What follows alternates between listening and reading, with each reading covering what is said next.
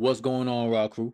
Welcome to Mere 2 Raw Reactions, where we keep it 100, real and relevant, putting our goals first, the grind second, and all distractions are non existent, you dig?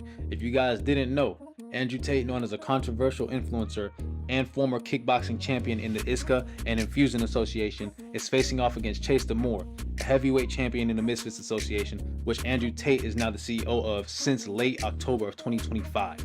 Now, you may be wondering, why would the CEO of a company want to do this? Like, it really don't make sense.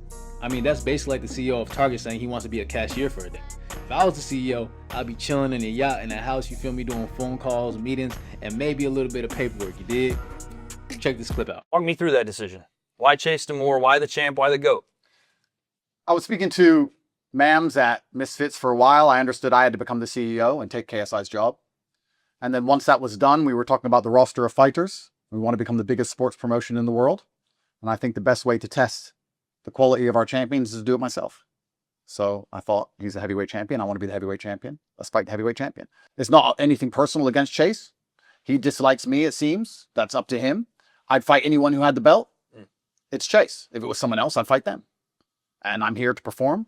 I've trained 100%. I feel fantastic. In fact, I'm actually very surprised by how well training has gone, because I had some old injuries from long ago that have not flared back up. So I feel fantastic. But as you heard from the top G himself, he wants to test his fighters, but not just any fighter, but one of the champions in his own association, which in my opinion is a little crazy, all right?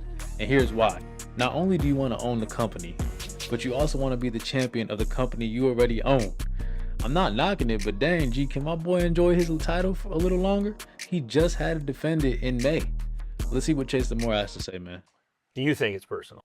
No, 100% it's not personal. This is the fight game. This is a part of it. And, the thing is Andrew, they say, don't meet your heroes. I really like Andrew Tate, obviously. He actually got me through a lot of, when I had the viral miss swing, used to listen to him on podcasts, listen to him a lot. I am the definition of the young men that this man inspires, but it's one of those cases where it's like a full circle moment where the young generation that he inspired has to come back, and unfortunately he's going to have to answer for every bit of inspiration that he's instilled upon me. So nothing personal, but many have come, many have failed. I'm still the champ. 8 consecutive knockouts. Haven't seen the canvas. I'm all right. Andrew has to answer. But all the inspiration he's instilled upon me has got to be one of the hardest lines Chase Demoor has said thus far. Not only is he able to speak to what he knows how to do in the ring, but he has a way to prove it. By not having not 1, not 2, but 8 consecutive knockouts in his career thus far. It's like the sensei paying for his blessing, getting destroyed by his students he spent so long teaching. Chase, he says none of that talking you're doing matters. It almost seems like he thinks all that talking's insecurity coming from you. Hey, a lot of people call it insecurity, but I've been in this fight game for a few years now, and I've never shut my mouth. I always say one day I'm going to find out. I've been trying to test the theory. I've called out much bigger people than, a 4-3 light heavyweight.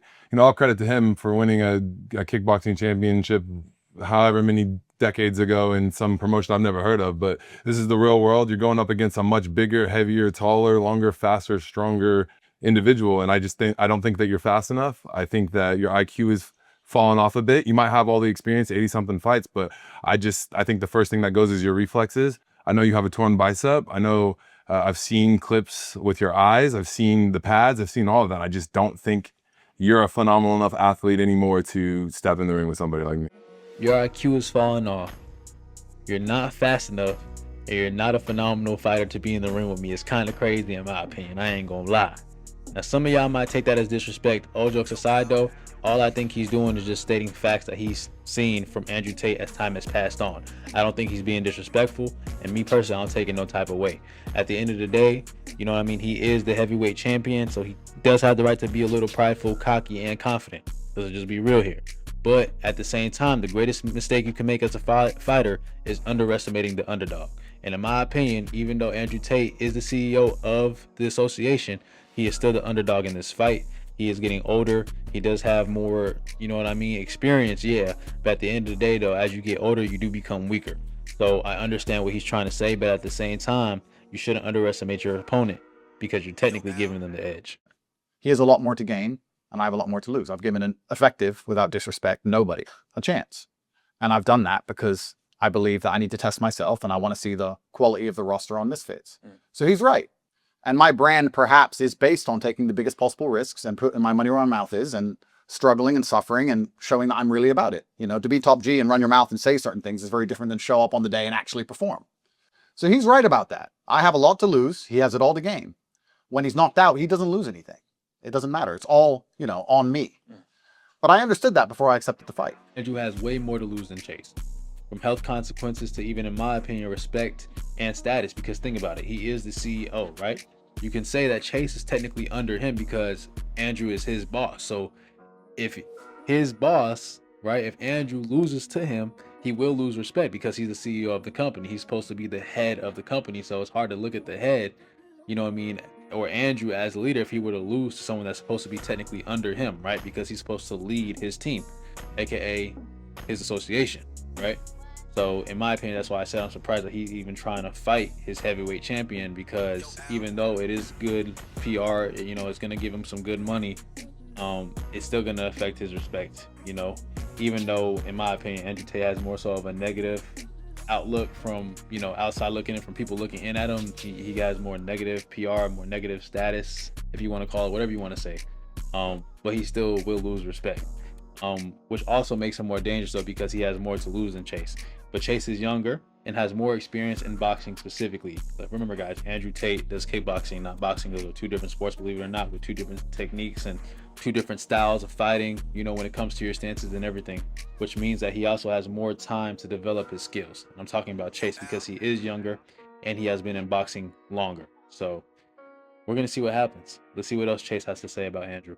We don't look at size. We don't look at technique. We don't look at anything. The only thing I look at is, can he punch and can he take a punch? I've seen him quit in his fights. I've seen him get punched. I've seen him have eye problem, black eyes against guys like Fez Batista and Warren Spencer. Those guys aren't getting the job done. And I think that the guys that I train with, the guys that I spar with, the camp that I've had, I was so confident going into it that I knew I was going to win that fight as soon as they sent me the contract that he signed it. I could not believe in myself. So he's the lightweight among heavyweights, not being able to take a punch, and has even lost by quitting mid-fight, which is a true statement. In 2016 against Ibrahim El Bustadi, Andrew lost in the first round, which is not a good look for Andrew, but a great point made by Chase. Tate tries to walk in. I think he's hurt his jaw. I don't consider you a YouTuber. I do consider you a fighter. I think you're an active fighter, and I think you take the sport seriously. I think you've dedicated yourself. I definitely think you've improved.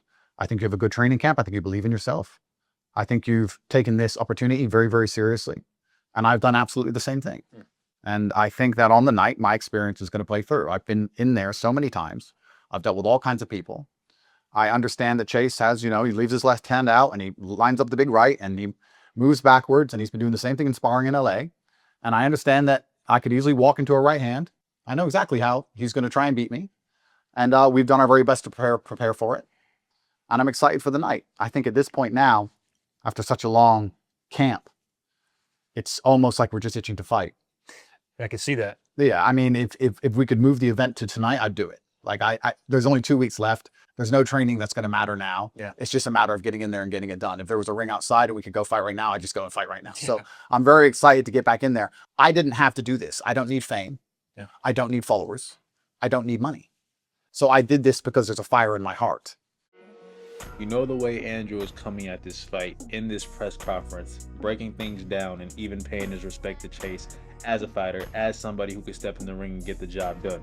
You know he's taking this seriously, and I can feel the spirit of these fighters growing with each passing second, and I'm not gonna lie, it's got me hyped for the fight. Chase, walk me through the fight without giving, you know, all the secret sauce away.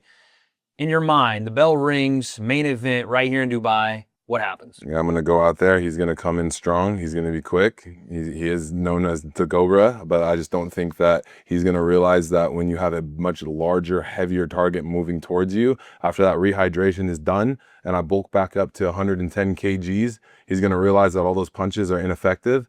The thing with heavyweight, it's like I don't need to hit him a whole lot. I just need to hit him once. And that's heavyweight boxing. Tank Tolman found out firsthand, knockout of the night. I've dropped every opposition. Nathan Maricon found out with his broken tooth through his lip. And I just think that when you get in there and the adrenaline's pumping and you have the pressure and you have all the lights, he's never been in that moment. One shot is all you need in heavyweight boxing has to be the most powerful line that really hit me in this exchange. People say there are two types of boxers, You have glass cannons, the boxers who know how to fight, but they can't really take a hit. You hit them one time in the right area and boom, they're done. And then you got the brawlers who might not necessarily be the best fighters. They can still fight though, but they aren't the best. I think Chase is a brawler. He could take a hit, and not only that, he can also fight. In order for Andrew to stand a chance, he's going to have to be able to take a hit in the areas that a glass cannon could easily get KO'd. If he's able to endure this, he could possibly win the round. It's going to be, in my opinion, IQ and endurance that will give Andrew the edge, but if he cannot pull that off, he will lose, guaranteed. Going in there believing you're going to knock me out easily is the biggest mistake you're ever going to make in your fucking life. I promise you that. I promise you. Don't think you're going to get in there and just knock me out easy like I'm a fucking idiot. Like I'm going to go in there and I've made some mistake and I've just signed a contract and haven't taken this seriously. I'm not a fucking idiot, Chase. You understand me? So I think you should take this a lot more seriously. Have a little bit more respect for me. I'm now your boss. I respect you as an opponent. I respect you as an athlete. And don't be walking through life saying I'm going to knock Andrew out like it's nothing. Because it's not going to happen like you think it is. This job's done. December 20th. Good night, Andrew Tate. Top G. What happens when you send a Cobra to a GOAT? Going in there thinking you're going to knock me out easily is the biggest mistake you'll ever make in your entire life. It's not a flex. That's not a threat. It's a warning, and a good one at that. But Chase asks a good question too. He says, what happens when you send a Cobra to a GOAT? And shoot, I don't know, man. We'll find out when the fight actually happens, Raw family. Y'all let me know down in the comments who do you think is gonna win. Are you guys excited for the fight? If you haven't subscribed, man, you should. Like, comment, and subscribe for real, y'all. I got some bangers coming out soon, so I don't want y'all to miss them. You know what I mean? But I'm looking forward to this fight. And yeah, that's it, man. Mir 2 are out.